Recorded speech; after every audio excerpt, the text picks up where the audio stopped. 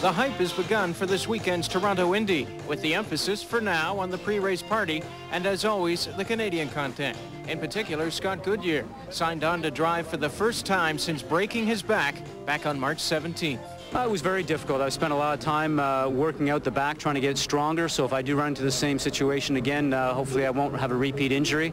Worked with a special trainer in Indianapolis, and also I've been in Austria working with Professor Dungle, who takes care of a lot of the F1 guys. So I spent a lot of time and travel time also back and forth, just making sure that I can be ready for this.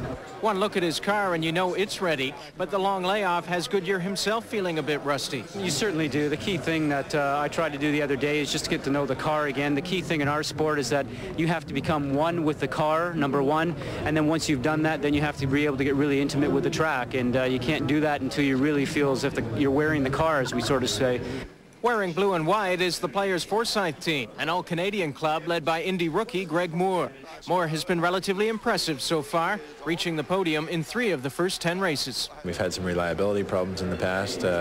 Cost us a race in Rio, Michigan maybe. You know, we've had some problems. And after a record-setting season with Indy Lights, he isn't used to having problems. But after following a 25th place finish at Portland with a 3rd place finish at Cleveland, Moore seems to be heading in the right direction. I want to win a race, and I want to finish in the top 10. That was my goal at the beginning of the season, and you know, I try and set goals and I set goals and then try and reach them at the end of the season. And last year was to win as many races as I could, win the championship. I did. I won 10 of 12, won the championship. So, you know, this year I've got to try and get rookie.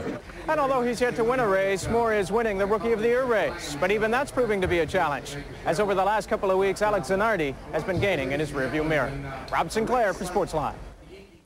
Plenty of interest on the Indy Lights circuit as well. Leader David EMPRINGHAM may be on the move up next year, much like Greg Moore did this year. Rob Sinclair asked him about the possibility of the Players Forsyth team adding a second car for him next year.